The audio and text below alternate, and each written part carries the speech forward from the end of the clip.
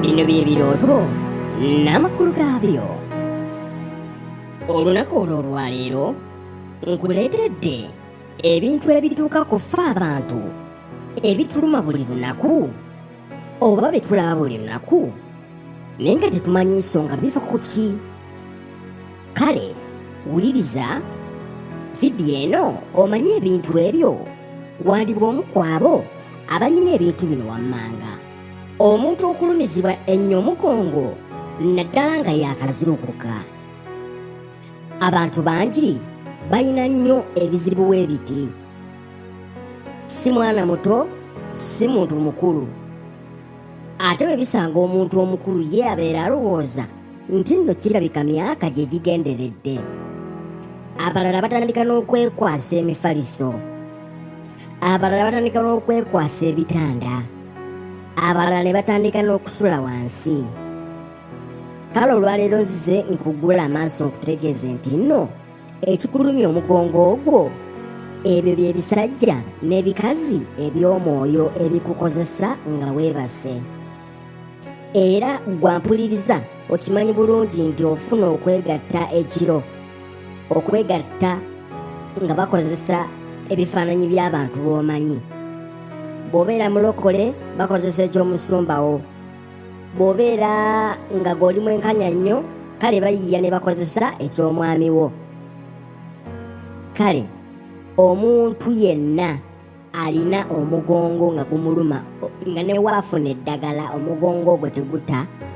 Kale nkubuusizza olwaleero nti ebyo bisajja bya myoyo n'ebikazi eby'omwoyo bye bikuleetera omugongo ogwo okukuluma nga buli ku makya. Ate abamu bibalumisiza ddala omugongo nga bwazuukuka amala yenayina kwevunyavunya bw'ati ayinza n'otwala eddakiika nga 3 ng'ali mu buliri. Abantu abasannyalala omubiri. Waliwo abantu nga ye wabeera yeebase asannyalala amagulu, wabeera atudde asannyalala amagulu, ne wabeera ng'ayimiridde asannyalala amagulu. Kale ekintu ekireetera kino manya nti nno ggwe ebintu bino wammanga ku ggwe baabisiba, era njagala weetegereze obulamu bwo obutunulemu. Singa omuntu obeera osannyalala nnyo ku mukono ogwa right, oludda olukozi, kubanga eyo lwe ludda olulina amaanyi era olwo lwe ludda olw'emirimu. Era bw'ofuna okusannyalala okwo manya nti nno ggwe emirimu gyo baagisannyalaza dda, n'amagenda go baagasannyalaza. Nja kukola vidiyo batya bwe batusannyalaza. Ekisooka kankunogereyo, basobola okuba nga baakuyoola ebigere. Ekirala ku ludda olwa left, oludda olwa left obufumbo bwo buba bufu era nga busannyalavu. Ngambye nti nno bwe weetunulemu nga ggwe bwawulira vidiyo eno. Omuntu okubeera n'ebigere ng'awuliramu omuliro ogwokya wansi w'ebigere, oba kankiyite mu bibatu by'ekigere. Waliwo abantu abamu nga basula tebeebise na bigere, nga gamba mpulira omuliro mungi nnyo mu bigere. Nkugambye nti bino bye nkugamba tebiriiko myaka, wabula gwawuliriza weetunulemu ggwe nga ggwe. Omuntu yenna ng'ebigere biba bikubabuukirira obeera owulira omuliro mu bigere ebyo. Ate abamu babeera bawulira n'emisumaali gyennyini. Kano kaba kabonero akakulaga nti ggwe baakuyoola enfuufu. Enfuufu eyo ne bagitwala ku malaalo. Bannanga abantu babayoolera ddala enfuufu, oli n'akola ekintu ky'ayagala. Era mu bigere ebyo mubeeramu amayembe. Amayembe ge gabeera mu bigere ebyo. Nkugambye nti ggwe weetunulemu ggwe nga ggwe kiki ky'oyitamu. Togoberera bano abatamanyi kiki kigenda mu maaso. wali weebuuzizzaako lwaki ebibegabega byo bibeera bizitowa ne wooba nga tolina mulimu gw'amaanyi gw'okoze? Nkimanyi nti gwa mpulirizo okkiriziganya nange. Ebibegabega ebya ddyo n'ebya kkono bibeera bikuzitowa era abasinga obungi bagenda okuzuukuka ng'ebibegabega bizitowa nnyo. Ate abalala ne mu budde obw'emisana bibeera bizitowa. Kale kaba kabonero nti Lubaale abeera akutuddeko. Lubaale we wammwe w'ekika abeera akuliko, era okwo kw'oteeka ne kalondoozi oyo ajja okulondoola ebibyo, kubanga gwe omuntu atakoze ye ate bameka abakola ennyo ne batandika okuzitowererwa. Kale bantu bangi kibabatuukako kino nga beebase,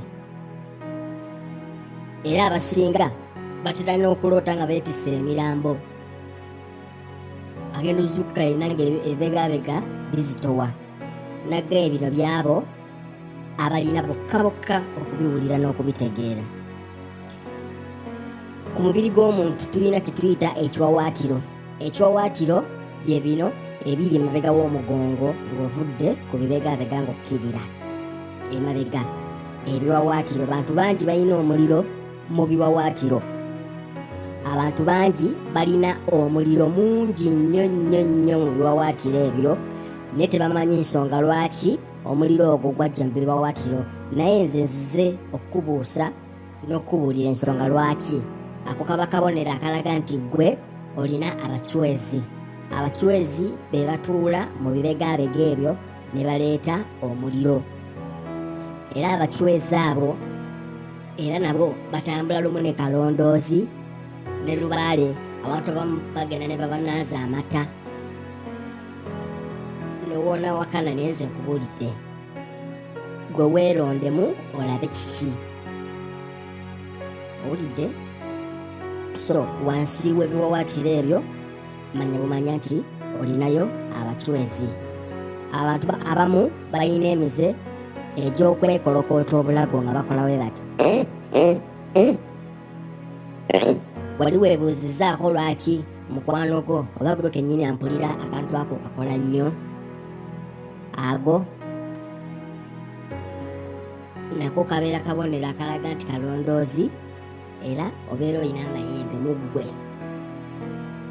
Bino nabagambye byabo abeetegese bokka okutegeera ensonga zino. Abantu mulina abaana nammwe kennyini abantu abakulu mugaaya amannyo. Mulina n'abaana bammwe bagaaya amannyo nammwe abantu abakulu. Era abantu bangi bambuuzizza, mukyala wange, mwami wange, abaana bange bagaaya amannyo. Ate abalala bamanyi n'okugagaaya emisana wettukutuku. Manya nti nno oyo agaaya amannyo tabeera ye, abeera ayambaddwa ekitambo, era ekitambo ekyo nga kyagala kulya ku nnyama. Era ekitambo ekyo kiba obudde buba butuuse nga kyagala kulya. Era ebiseera ebisinga bw'okebera ku ssimu yo zitera okuba ku ssaawa 9 ng'omuntu agaaya amannyo. Era abeera agaaya nnyo. N'olwekyo owulira ng'ekintu kino oba ne bagamba nti okirina, manya nti nno ewammwe ku kika mulina ekitambo era kibalondoola. Kubanga empewo tebazidduka ne bwoba ogenze Bulaaya. Kyova olaba nti abasinga zibakimayo. Ojjako ng'olokose n'oze kutulirako ddala. Bino nkiddamu byabo bokka abalondemu. Waliwo abantu abaddugala amaaso. Ng'oyinza okulowooza nti nno bamutaddeko ekiveera ne balekako akatuli walabira. Waliwo abantu bangi nnyo baddugala mu maaso awo. Ekintu kijja ne kyetooloola wansi w'amaaso awo. Abasinga kyambukira ddala ne waggulu. Ako kaba kabonero akalaga nti nno gwe olina ekidibo nno ddala. Ekidibo era obeerako kalondoozi ng'akuli mu maaso abeera alabira mu ggwe. N'olwekyo gwe munnanga mpuliriza gwalina okwetunula mu bulamu bwo n'olaba kiki omuntu okunyoolebwa mu lubuto ng'alinga awulira ekintu ekitambula mu lubuto. Bantu bangi nnyo bawulidde nnyo ebintu bwe bityo, abalala bikola ne saawundi